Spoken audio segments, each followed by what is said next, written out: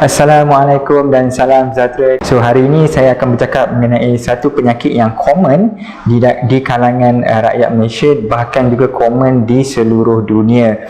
Okey, bersempena Hari Hipertensi Seluruh Dunia yang berlangsung pada 17 Mei 2020, iaitu pada minggu lepas, saya ambil kesempatan untuk menerangkan sedikit berkaitan dengan penyakit darah tinggi. Dalam bahasa Melayu ni adalah nama dia penyakit darah tinggi lah, tapi kalau dalam bahasa English ataupun medical term kita panggil hypertension ataupun hipertensi. Penyakit ni sangat common di kalangan rakyat Malaysia, tapi malangnya kebanyakan kita tidak ambil peduli ataupun tidak ambil endah tentang penyakit ini. Selalunya pesakit ini akan datang ke klinik ataupun datang ke hospital, dia sudah dapat komplikasi daripada penyakit darah tinggi. So jadi kita perlu tahu apa itu penyakit darah tinggi dan bagaimana cara untuk kawal penyakit darah tinggi. Kalau ikut dari definisi penyakit hipertension ni, dia bermaksud tekanan darah tinggi secara berterusan melebihi 140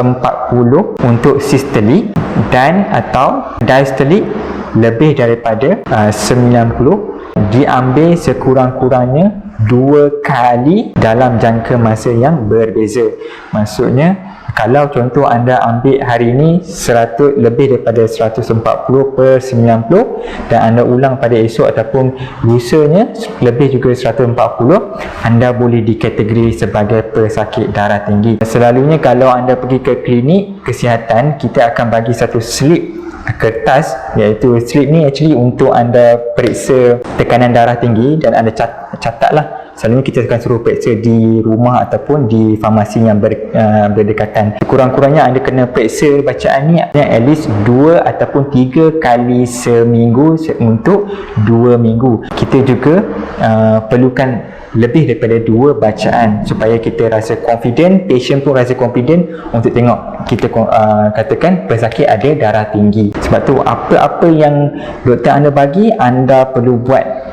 Jangan tanya banyak. So macam mana nak check tekanan darah tinggi ni? Untuk periksa tekanan darah tinggi, dia sangat simple dan sangat mudah dan sangat singkat. Apa yang anda perlu adalah mesin tekanan darah. Okay, kalau anda pergi ke klinik kesihatan ataupun hospital, kita ada beberapa jenis mesin tekanan darah. Kita juga ada microspignomanometer, kita ada digital blood pressure monitoring dan juga analog blood pressure monitoring lah. Okay, untuk microspignomanometer ni kita tak galakkan untuk pesakit guna sebab dia mempunyai bahan yang aktif, so dia bahayalah. Selalunya kita akan suruh pesakit guna digital blood pressure machine lah. Digital blood pressure machine ni actually anda boleh dapatkan di mana-mana kedai, terutamanya di farmasi lah. Harga bergantung kepada brand yang anda pilih. Kalau anda tengok di bahagian skrin hadapan digital blood pressure machine, dia ada 3 nombor lah, iaitu atas, tengah dan juga bawah. Okey, untuk tekanan darah ni kita ambil yang atas dan tengah, dan yang bawah itu actually kita punya pulse rate, iaitu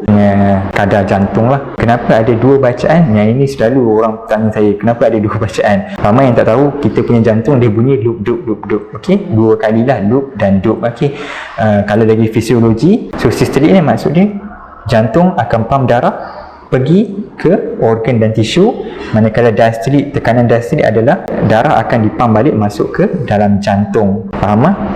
Tak faham pun buat-buat faham. Okay, kenapa kita perlu tahu penyakit darah tinggi ni? Actually sebenarnya penyakit darah tinggi ni adalah penyakit kronik. Bila kita sebut penyakit kronik, dia adalah penyakit yang berpanjangan. Maksudnya dia tak boleh sembuh lah. Tetapi ada juga yang tanya saya, doktor boleh tak kalau saya sembuh, ataupun ada pernah beritahu, doktor saya pernah sembuh daripada penyakit darah tinggi.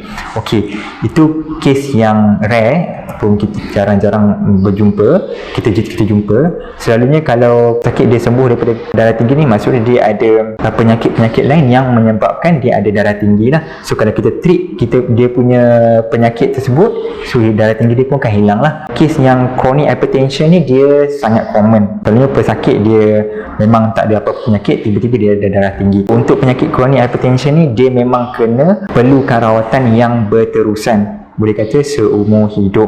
Okay, tapi jangan takut bila kita sebut anda perlukan rawatan seumur hidup. Ramai pesakit dia makan takut, doktor saya nak kena makan ubat lah, nak kena macam-macam lah. Yang paling common sekali dia takut nak makan ubat doktor ni sebab ubat doktor ni memang akan menyebabkan semua organ rosak, buah pinggang rosak, jantung rosak, tapi dia tak tahu sebenarnya kalau anda ada penyakit kronik macam darah tinggi, kencing manis, kolesterol, obesiti, penyakit-penyakit ni lah yang menyebabkan anda mempunyai kerosakan ataupun komplikasi buah pinggang, hati, jantung dan juga otak lah. Mostly diorang dimomokkan atau diberitahu dengan berita-berita yang palsu daripada penjual-penjual suplemen ataupun bomo-bomo lah supaya jangan makan ubat doktor. Agenda Yahudi semua ada, okey? Tapi itu tidak benar. Itu penting untuk kita tahu apa itu penyakit darah tinggi supaya kita dapat beri rawatan awal dan kita mencegah daripada mendapat penyakit. Dan bila kita dah dapat penyakit, kita punya aim bukan lagi mencegah, kita aim adalah untuk perawatan ataupun pengawalan penyakit tersebut supaya tidak mendapat komplikasi dengan awal. Jadi apa nasihat saya adalah kena lakukan pemeriksaan secara berkala. Jangan degil dan jangan rasa anda sihat walaupun anda tidak ada simptom. Kita berjumpa lagi. Assalamualaikum.